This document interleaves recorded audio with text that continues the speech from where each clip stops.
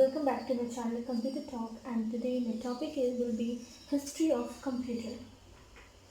But firstly topic start करने से पहले आई रिक्वेस्ट यू ऑल कि आप ये वीडियो एंड तक देखिए। थोड़ा लंबा जाने वाला है वीडियो।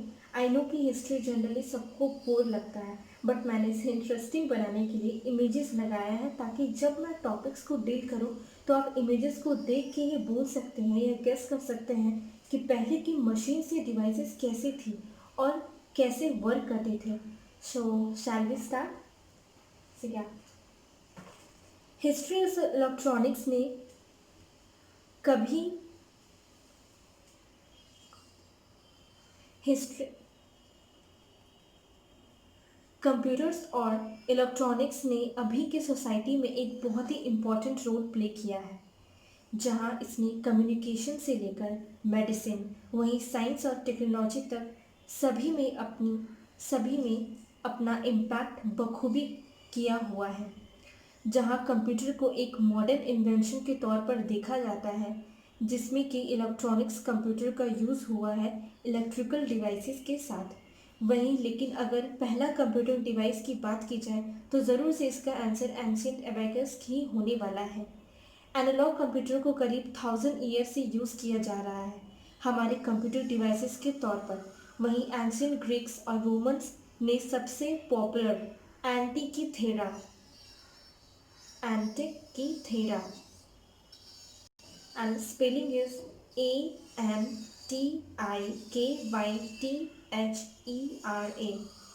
It's Antikythera। मैकेनिज्म का यूज़ किया था। वहीं बाद में devices like castle clock, slide rule और बैबेज डिफरेंस इंजन है इन अर्ली मैकेनिकल एनालॉग कंप्यूटर का। इसके बाद इलेक्ट्रिकल पावर के आ जाने से 19th सेंचुरी में नए इलेक्ट्रिकल और हाइब्रिड इलेक्ट्रोमैकेनिकल डिवाइसेस की डेवलपमेंट शुरू हो गई, जो कि दोनों डिजिटल और एनालॉग कैलकुलेशन करने में कैपेबल था। शायद मैंने आपको बताया था कि जो टाइप्स ऑफ कंप्यूटर एनालॉग और डिजिटल दोनों को कंबाइन करके परफॉर्म करती है उसको क्या बोलते हैं? Guess? Right, it's hybrid computer. Telephone switching फिर उसके बाद आई, जिसके आने से मशीन्स की डेवलपमेंट होना शुरू हो गई और इन्हें हम अर्ली कंप्यूटर के तौर पर जानते हैं। वहीं एडिसन इफेक्ट के प्रेजेंटेशन के बाद 1885 में इसने एक थियोरेटिकल बैकग्राउंड दिया इलेक्ट्रॉनिक डिवाइसेस के लिए। वहीं ओरिजिनली वैक्यूम ट्यूब्स के फॉर्म में इलेक्ट्रॉनिक कंपोनेंट्स के आते ही उन्होंने बहुत ही जल्द इलेक्ट्रिकल डिवाइसेस के साथ इंटीग्रेट होकर पहले रेडियो और बाद में टेलीविज़न को रिवॉल्यूशनाइज कर दिया। ये कंप्यूटर ही थे जहाँ की इन इलेक्ट्रॉनिक्स को फुल इम्पैक्ट देखने को मिलता है। एनालॉग कंप्यूटर्स जिनका use ballistics. What is ballistic? What is ballistics? It is a missile weapon which can be a bomb, rocket, bullet को कैलकुलेट करने के लिए होता है।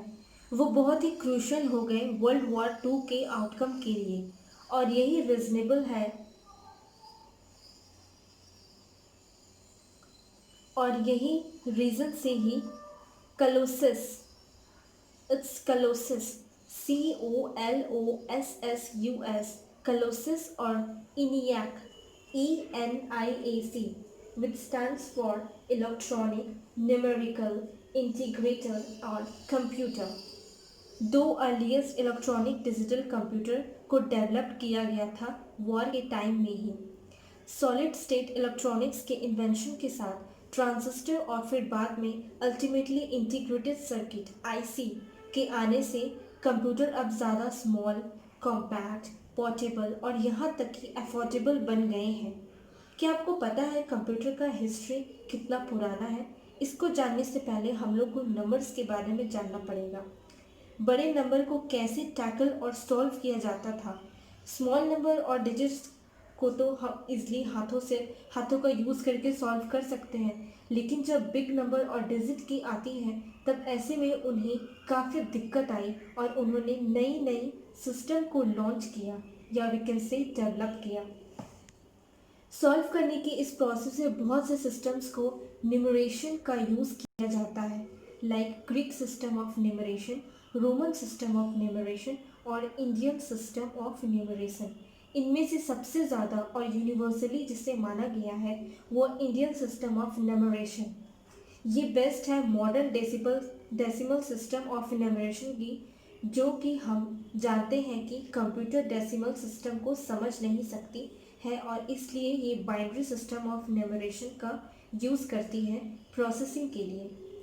Now what is calculating machines और डिवाइसेस। कैलकुलेटिंग डिवाइस जो large number को count किया जा सके। So first is our analytical engine. यह मशीन नंबर को स्टोर करती थी। इसमें कैलकुलेटिंग प्रोसेस के लिए पंच मेटल कार्ड्स का यूज़ होता था इंस्ट्रक्शंस देने के लिए। ये एक्यूरेटली 6 डेसिबल प्लेसेस तक कैलकुलेट कर सकता था। Second is our abacus. सबसे फर्स्ट कैलकुलेटिंग डिवाइस है अबेकस, ABACUS। इसे डेवलप किया था इजिप्शियन और चाइनीज़ लोगों ने। अबेकस का मतलब है कैलकुलेटिंग बोर्ड। इसमें स्टिक्स होते हैं हॉरिजॉन्टल पोजीशन में, जिसमें कि छोटे छोटे साइज के बीट्स को इंसर्ट किया जाता है। यहाँ हॉरिजॉन्टल बार्स रिप्रेजेंट करती है units, 10, hundreds.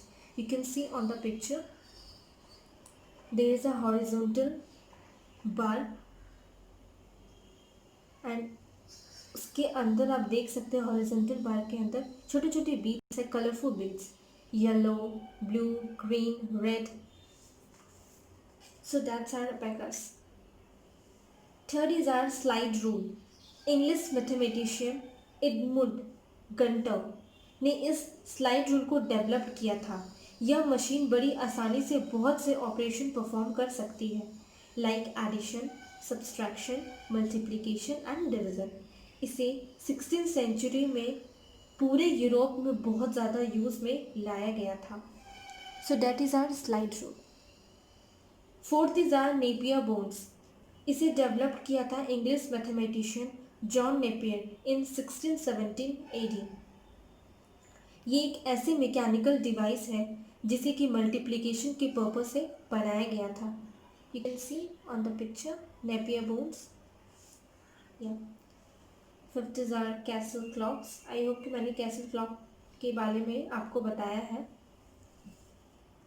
This is our Colossus which I have told you earlier. World war 2 के आउटकम के लिए जो बनाया गया था, कलोसस और एनियाक, जो कि 2 अर्लीस्ट इलेक्ट्रॉनिक डिजिटल कंप्यूटर था। So that's all. I hope कि ये वीडियो आपको अच्छा लगे।